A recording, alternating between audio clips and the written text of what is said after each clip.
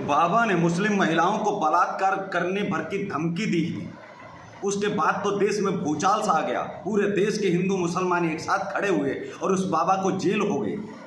उसने गलत बोला और बाहर भी आया, लेकिन वही क्या मुसलमानों के ऊपर लागू नहीं होता? नूपुर शर्मा ने भी गलती की, वो एक अलग विषय है, लेकिन उनको बलात्कार की धमकी देना ये तो एक आतंकी मानसिकता है। इसके खिलाफ कितने मुसलमान खड़े हैं? क्या किसी एक मुस्लिम के खिलाफ फतवा जारी किया गया?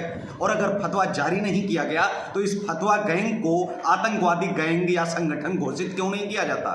मेरा सवाल यह है कि कल को किसी भी गलती पर आप उसका सर तन से जुदा कर देंगे। इस देश में रहते हैं या आप अरब देशों में?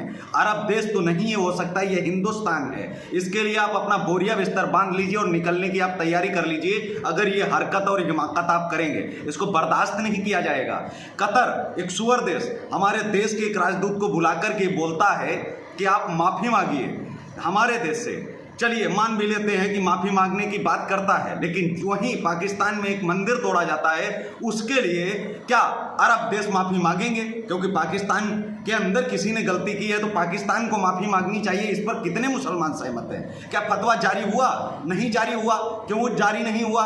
भाई फतवा गैंग है या आतंकवादी संगठन? इसको क्लियर कर दीजिए। थोड़ा सा समझ में मेरे भी नहीं आया। मैंने भी बहुत समझने की कोशिश की कि फतवा गैंग आखिर है क्या, इसका काम क्या है भारत के अंदर। इसका काम तो यह है कि नफरत फैलाना, चाहे वो जमात हो। अरब देशों में इसको बैन क्यों ना कर दिया जाए, आतंकी संगठन घोषित क्यों ना कर दिया जाए। भारत के अंदर तो जमात चलेगी जरूर, क्योंकि हमने तो कब्जा करके रखा है और हम छोड़ेंगे भी नहीं। क्यों छोड़ें? नारा तो ये लगाया जाता है कि सर तन से जुदा करेंगे।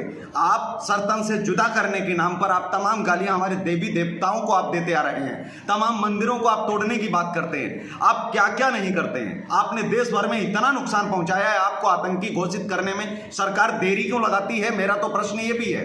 अदालत में नूपुर शर्मा को न्याय देरी से अगर मिल रहा है या उनके खिलाफ कोई आरोप देरी से सिद्ध हो रहा है, साबित हो रहा है, तो ये तो अदालत का काम है, उनका काम है, उनको करने दीजिए। मौलाना है, समझ लेंगे। आप गरीबी की, भुखमरी की, आप बेरोजगारी की बात कीजिए ना, हम तो तैयार हैं, हम कहाँ दूर हैं। लेकिन आप उसकी आड़ में अगर आप गालियां देने का काम करेंगे, सहन तो नहीं किया जाएगा। अगर आप उनकी आड़ में ये बोलने का काम करेंगे कि हमारा 1400 साल का इतिहास आप देख लीजिए, हमने तो किसी को नहीं छोड़ा, ये सुनने के लिए नहीं बैठे हैं। आप समझ जाइए, और नहीं तो आप तैयार रहिए। ये कांग्रेसी आपको नहीं बचाएंगे, ना आपको भाजपाई बचाएंगे।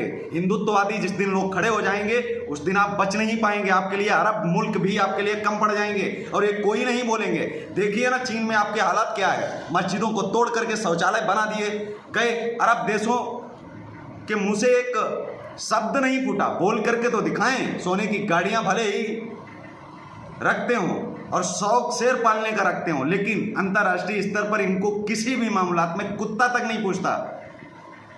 तो ये जेहन में बिठा लें कि आप अपने अपमान का बदला किसी दूसरे का अपमान करके नहीं ले सकते। देश संविधान से चलता आ रहा था, चलेगा और चलेगा भी। ये देश धर्म से नहीं चलता है। यहाँ बात ना तो हिंदुत्व की है और ना मुसलमानों के इस इस्लामीकरण की। इस देश में चलेगा कुछ नहीं, तिरंगे से बढ़ के है कुछ भी नहीं, सर तन से जुदा। ये अगर यहाँ डायलॉगबाजी आप करेंगे तो इसको सुनने के लिए हम लोग नहीं बैठे हैं, क्योंकि ये आतंकियों की भाषा बर्दाश्त नहीं की जाएगी। नबी का अगर किसी ने अपमान किया है उसके लिए अदालत बैठी है, सजा देगी। लेकिन आप उसी आड़ में अगर शिव का अपमान करेंगे तो फिर आप भी तैयार रहिए। आपके लिए कुछ अलग से श्लोक और मंत्र नहीं पढ़े जाएंगे, वो हमारे शास्त्रों में भी हैं। शास्त्र और शास्त्र उठाना हिंदुओं को भी आता है, तो इसलिए भड़काइए मत। 1947 बनाने के लिए मजबूर मत करिए, नहीं तो दूसरा गदर होगा तो बचेंगे नहीं आप।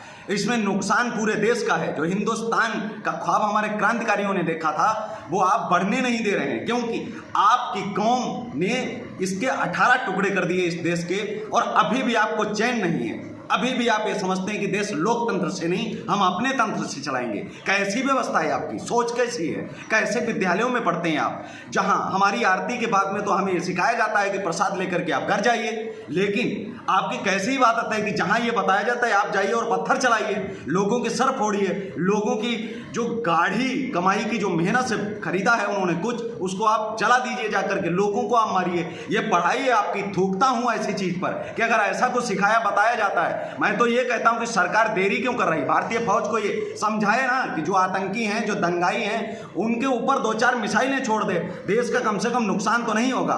अगर किसी का नुकसान हो रहा है तो भरपाई भी तो दंगाइयों की ही चीज़ों से की जाएगी और की भी जानी चाहिए। मैं तो ये कहता हूं कि उनकी किडनी भी बेच करके अगर उस नुकसान की भरपाई की जानी चाहिए तो करनी चाहिए। सरकार को नए बिल लाने होंगे। इसमें दिक्कत क्या है? अगर सरकार के खिलाफ कोई खड़ा हो रहा है तो कौन खड़ा हो रहा है? सरकार गलत कर रही है, उसके खिलाफ हम भी हैं, लेकिन क्या गलत कर रही है ये भी तो तय होना चाहिए। सरकार ने बोला था क्या नूपुर शर्मा को ये बोलने के लिए, लेकिन नूपुर शर्मा के बयान से पहले भी बयान सुनना चाहिए। एक ही क्यों? FIR तो ओवैसी के ऊपर भी हुई है, ओवैसी के खिलाफ क्यों नहीं? आइए हम आप मिलकर के करते हैं ना, ओवैसी को भी फांसी दे दो, नूपुर शर्मा को भी फांसी दे दो। क्या आप झंडे में लिख करके आप चलाएंगे? देश भर में चलाइए मुहिम, हम भी साथ हैं आपके। ओवैसी को भी फांसी दिलवाओ, जाकिर हुसैन को भी फांसी दिलवाओ, नूपुर शर्मा को भी फांसी दिलवाओ। अगर इतना बड़ा अपमान हो गया, क्यों भाई आप अपने मौलाना बचाना चाह रहे हो, आप अपने नेता बचाना चाह रहे हो और दूसरे को आप फांसी पर चढ़ाना चाह रहे हो? अगर वो उसके लिए संविधान में अगर जगह है कहीं ना कहीं तो इंसाफ मिलेगा सभी को, आपके भी भगवान को मिलेगा।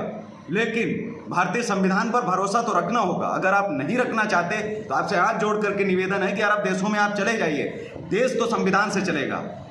ये देश आपके धर्म से नहीं चलने वाला है, ना हमारे धर्म से चलने वाला है। धर्म सिर्फ धर्म तक ठीक है। जय हिंद, जय भारत।